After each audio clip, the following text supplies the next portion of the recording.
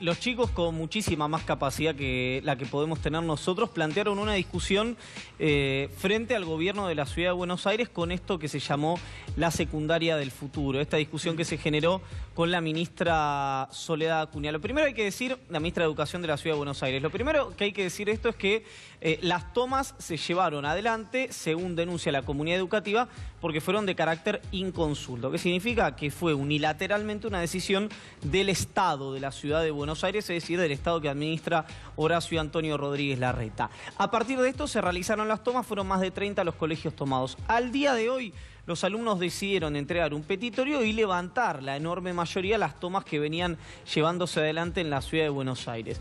Hay varias cuestiones legales, decíamos antes que Germán Carlos Garabano, el ministro de Justicia de la Nación, se había metido en la discusión y había dicho que las tomas eran ilegales.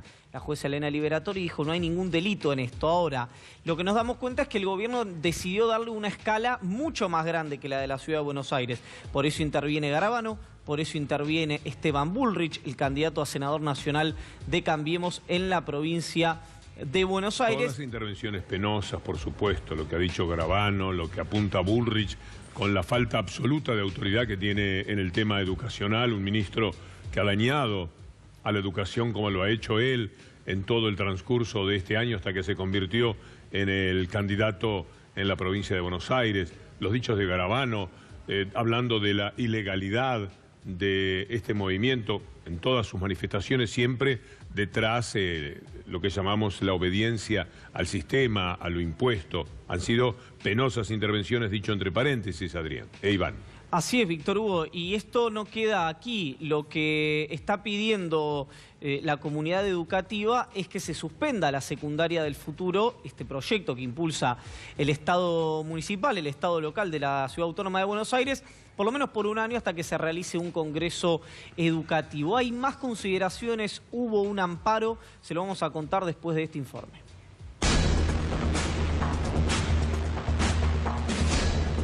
Los y las estudiantes secundarios de Capital Federal, nucleados en la Coordinadora de Estudiantes de Base, rechazamos la reforma educativa secundaria del futuro por los siguientes motivos. 1. Relación escuela pública y privada.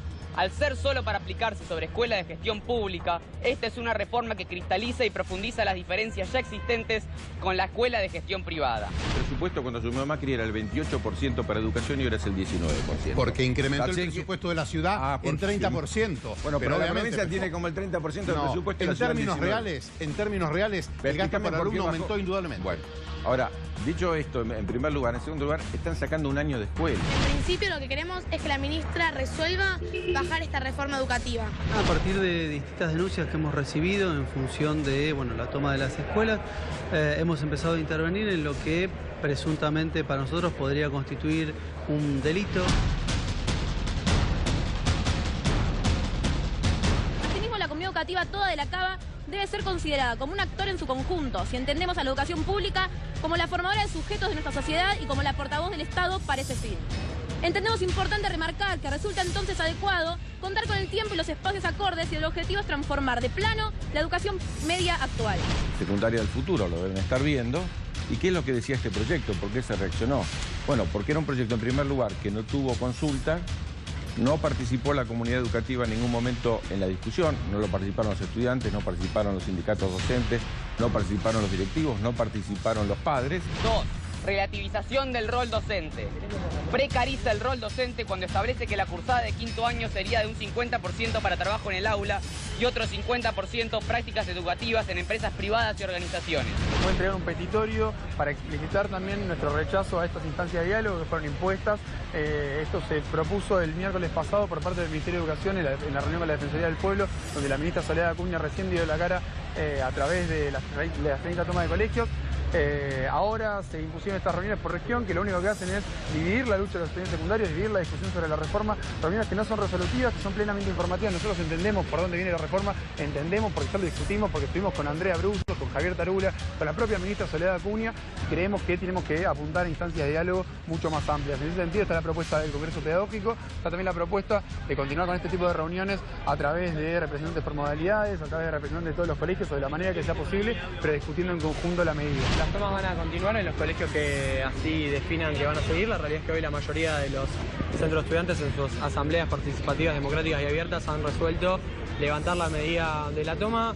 En este momento hay 4 colegios nada más que están tomados y van a tener asamblea entre el día de hoy y mañana para resolver cómo siguen con la medida. La realidad es que nuestra posición con respecto a las tomas es dar un paso adelante a favor del diálogo, dar el ejemplo que no está dando la ministra de Educación, que en ningún momento cambió ni un punto ni una coma de lo que tiene establecido en primera instancia. Nosotros queremos que haya un diálogo real, queremos volver a tener clases, pero por sobre todas las cosas queremos que haya un debate profundo sobre cuál va a ser el futuro de la educación media. Con lo cual seguimos insistiendo. No vemos ningún tipo de voluntad de diálogo de la ministra, que la semana pasada lo que hizo fue armar un acto político en la Defensoría del Pueblo con la presión de los colegios tomados, en el cual no hubo ningún tipo de respuesta, y ahora, cuando nos plantean estas reuniones por regiones, ni siquiera la ministra Acuña se está haciendo presente. Nosotros estamos dando un ejemplo, levantando la medida de las tomas en los colegios que así lo definieron, que son la mayoría, pero si sigue sin dar respuesta, seguramente sigamos con otro tipo de medidas o con la medida de las tomas, porque la realidad es que... Uno de los argumentos que tiene la ministra Acuña es que ustedes cuentan con el apoyo de las agrupaciones kirchneristas. ¿Por qué sostienen y mencionan a estas en su comunicado? Está claro que la ministra quiere utilizar políticamente la discusión de la secundaria del futuro, sobre todo porque están lanzando este proyecto, ni bien fueron las elecciones PASO y a pocas semanas de las elecciones generales. La realidad es que nosotros y nosotras en asambleas democráticas hemos decidido por nuestra propia cuenta la medida de las tomas, y así como todos los posicionamientos y medidas de fuerza que hemos tomado en las últimas semanas y antes también. No hay ningún tipo... ¿Cómo sigue esto? Vamos a volver a los colegios a tener clases, a discutir con todas las comunidades educativas, y vamos a participar de las reuniones por regiones, aunque las rechazamos porque sabemos que no sirven, sobre todo si la ministra no se hace cargo y no se hace presente.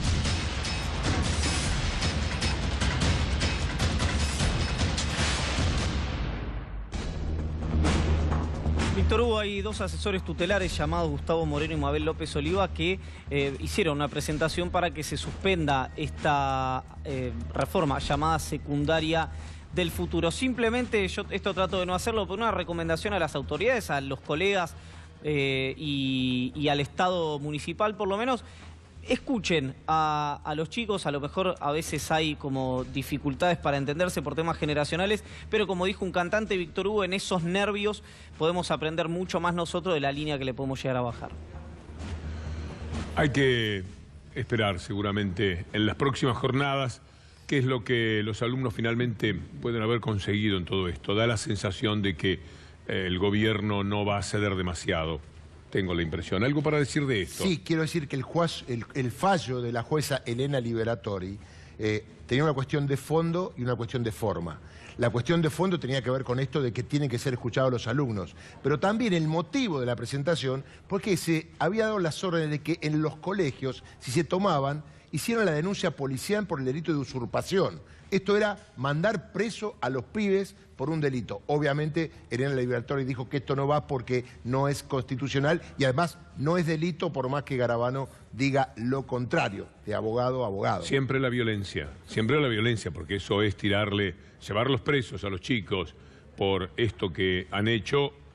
Creo que no necesito ni comentar los alcances que tiene semejante medida, pero es lo que hacen habitualmente. Después terminan como terminan, en muchos casos, como con la represión de la marcha cuando se pedía por Santiago Maldonado, que cada día más se supo, lo denunció muy bien Tiempo Argentino este domingo, hace 48 horas, se sabe todo sobre cómo la policía armó los infiltrados y luego la represión, y cómo no se llevó a nadie que estuviese implicado, aunque sea en tirarles piedras. Toda una gran vergüenza. Y con los pibes quisieron hacer los mismos, los pibes contaron, los chicos contaron aquí en C5N, cómo ellos se cubrieron de cualquier infiltrado.